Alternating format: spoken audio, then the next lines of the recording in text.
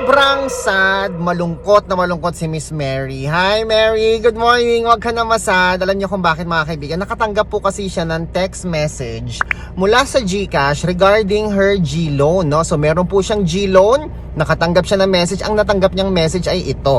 Ayan. Ang sinasabi po dyan, reminding her to pay her G-loan amount due, reminding her to open the loan documents at syempre pagka nagbabayad daw siya ahead of time, on time, ay magkakaroon daw siya ng better loan offers mula sa G-loan.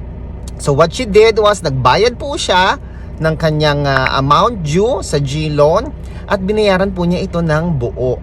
At ngayon, malungkot siya dahil nag full payment na po siya. 1 week na po ang lumipas at wala pa rin pong eligibility. Minessage po natin siya at sinabi natin sa kanya na mag-submit siya ng ticket, pero nakapag-submit na rin daw po siya ng kanyang ticket case sa G-loan via help center ng GCash. By the way, kung magsasubmit po kayo ng ticket, dati mayroong button, di po ba? Napipindutin mo lang submit ticket case. Ngayon hindi.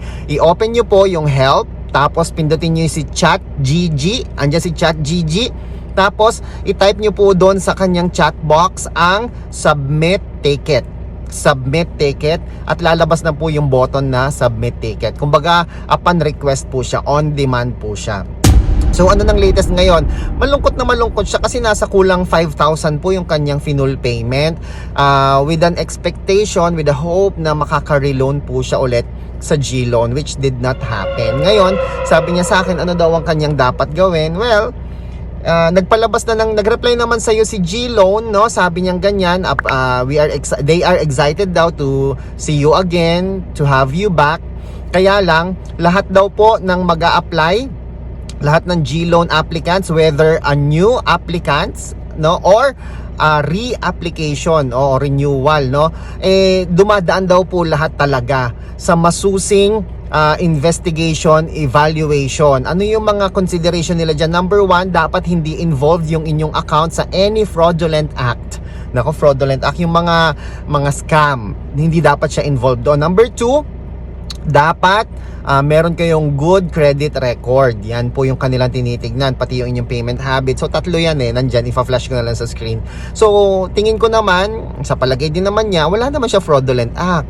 Ang kanyang G-credit naman, G-score naman ay maganda-ganda din naman. So ano daw ganyan dapat gawin? Sabi ko sa kanya, do not worry kasi maaayos din yan. Maaring hindi ngayon, gamitin mo lang ng gamitin ng iyong G-loan, no? At in due time makaka-repeat loan ka naman sa G-loan. Huwag kang mag-aalala, okay?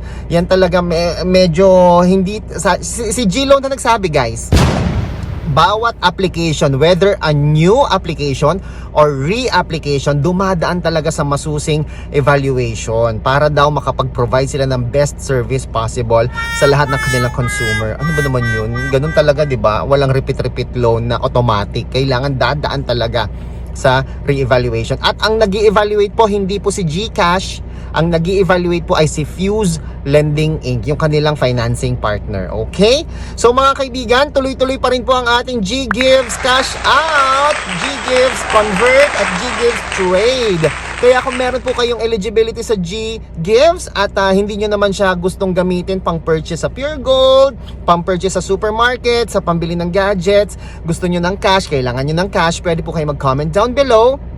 At pwede ko po kayong tulungan kung paano natin ma-G-Gives Cash Out ang inyong eligibility, mga kaibigan. I know, I understand. Ang hirap po talaga magtiwala ngayon. Kanino mo ipagkakatiwala yung iyong G-Gives eligibility? Nakakatuwa po, salamat sa ibang mga subscribers natin, no? May 2 subscribers tayo na ipinagkatiwala nila mismo yung kanilang account, and we are very very thankful for that. Kasi tinanong ko sila, bakit po kayo parang ano po nagmo-motivate sa inyo para pagtiwalaan ako? Kaya sabi daw nila, napapanood daw nila ako sa YouTube channel almost every day, may upload, so laging kumbaga laging nagpapakita sa public, no? So meron tayong Facebook page, DJ Chico Arellano. Meron din tayo YouTube channel, DJ Chico din po iyan mga kaibigan. Kaya siguro kampante po sila at tiwalang-tiwala po sila. Salamat po sa lahat ng mga nagtitiwala at sa mga nakatanggap na ng kanilang G-Gives cash out. Congratulations po sa inyo.